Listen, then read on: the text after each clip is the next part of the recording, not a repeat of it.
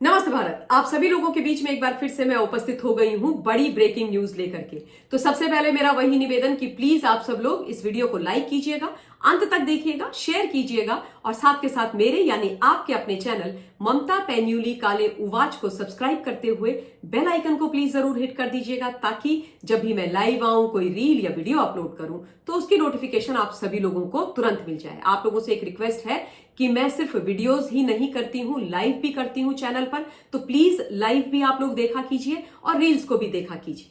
बात की जाएगी महाराष्ट्र की, संजय राउत की, उद्धव ठाकरे की जो शिवसेना है उसकी। संजय राउत का और उनके परिवार का तो मुझे ऐसा लगता है कि शब्दों की गरिमा और भाषा की मर्यादा से कोई लेना देना ही नहीं। किस प्रकार से किसका संबोधन किया जा सकता है और खास तौर पर महिलाओं को कैसे सम्मान देना है, ये संजय राउत और उनके भाई सुनील राउत दोनों ही नहीं जानते। महिलाओं के लिए सम्मान इनकी डिक्शनरी में मुझे लगता है ही नहीं। बिगड़े बोल जो इनके रहते हैं वो इतने खतरनाक होते हैं महिलाओं के प्रति कि सुन करके मन आहत हो जाता है। और कई बार ये लगता है कि ये इस देश के मेन स्ट्रीम पॉलिटिशियन है, कैसे हो सकते हैं, ये लॉ मेकर है, कैसे हो सकते हैं। भारतवर्ष की आधी आबादी महिलाओं का जो सम्मान ना करे, उनके लिए अच्छे शब्द ना बोल सके, वो कहां के नेता।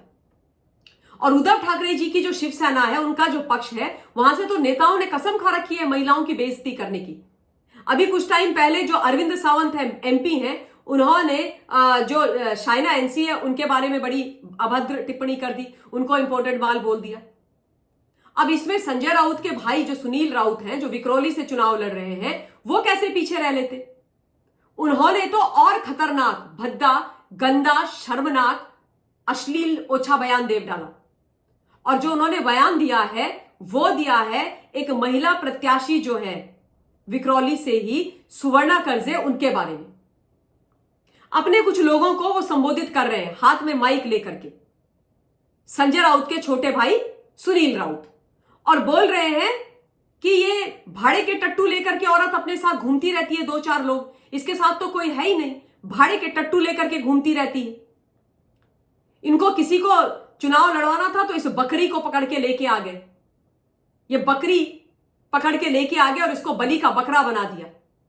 और फिर कहते हैं कि 20 तारीख को हम काटेंगे इस बकरे को, 20 तारीख को हम काटेंगे इस बकरे को।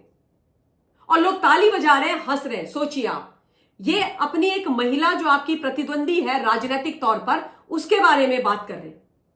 और उसके बाद हुंकार देखिए आप इनकी, बोल रहे हैं मैं संजय राउत का भाई हूं, सुनील राउत नाम है मेरा, संजय राउत का मैं भाई हूं।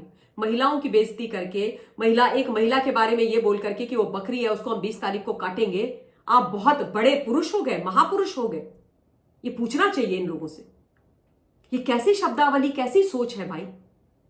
कैसे आप महिलाओं के बारे में इस प्रकार से बात करते हैं। ऐसी बात करी तो ऑब्वियसली सुवर्णा ने विक्रोली के पुलिस थाने में जाकर के इनके खिलाफ मामला दर्ज करा दिया, एफआईआर दर्ज हो गई। तो ये दूसरे नेता बन गए उद्धव ठाकरे जी की शिवसेना की तरफ से, जिनके ऊपर महिलाओं का अपमान करने के लिए इसी चुनाव के दौरान, प्रचार के दौरान एफआईआर हो गई है, अरविंद सावंत और सुनील राउत।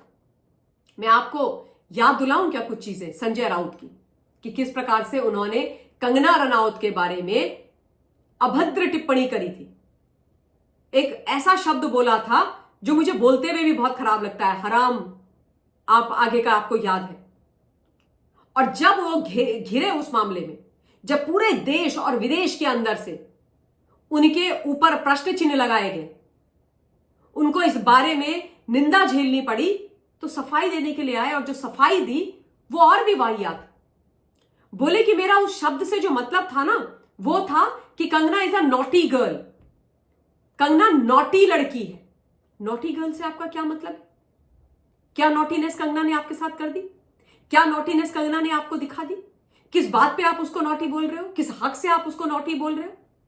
किस हक से आपने उसको इतनी गंदी जो गाली दी थी वो दी थी? और संजय राउत इतने मतलब भोले भाले हैं कि उनको उस जो हराम जो शब्द है उसका अर्थ ना पता हो, और उनकी डिक्शनरी में उस शब्द का मतलब नॉटी होना होता है। गजब लोग हैं ये। उसके अलावा उन्होंने नवनीत राणे के लिए, जब उन्होंने हनुमान चालीसा पढ़ने का मात्र आह्वान किया था, उद्धव ठाकरे जी के घर के बाहर, तो कितनी भद्दी भद्दी बातें बोली थी, कितनी खराब खराब बातें बोली थी। पता नहीं, 20 फुट जमीन के नीचे हम गाड़ देंगे और तुम घर से बाहर निकलोगे तो शिव सैनिक खड़े हैं तुम्हारे घर के बाहर, एम्बुलेंस खड़ी है तुम्हारे घर के बाहर। मतलब ऐसी ऐसी चीजें जो मैं रिपीट भी नहीं करना चाहती। मैं रिपीट करती हूं तो मुझे बहुत बुरा लगता है। और मैं सिर्फ ये बोलना चाहती हूं, मिस्टर राउत, आप एक सीनियर पॉलिटिशियन हैं, आप एक पत्रकार हैं, लिखते हैं, आप लॉ मेकर हैं। महिलाओं के समर्थन के बिना, सहयोग के बिना क्या आप राजनीति में सफल हो सकते हैं? क्या आप चुनाव जीत सकते हैं? आज तक जो चुनाव जीते या अब जो इस चुनाव को आप जीतने का दम भर रहे हैं, वो बिना महिलाओं के वोट के आप जीत जाओगे? उनको बिना सम्मान किए हुए जीत जाओगे? नहीं ना। मातृशक्ति का सहयोग और सपोर्ट तो बहुत जरूरी है। और राजनीति में ही क्यों, आपके घर के अंदर जितने भी नेता हैं, आप मुझे ये बताइए, जो बढ़िया बढ़िया उजले सफेद कपड़े पहन करके नेतागिरी करते हैं, उनके घर को एक महिला ही संभाल रही है ना, उनकी पत्नी, उनकी मां, उनकी बहन, उनकी बेटी।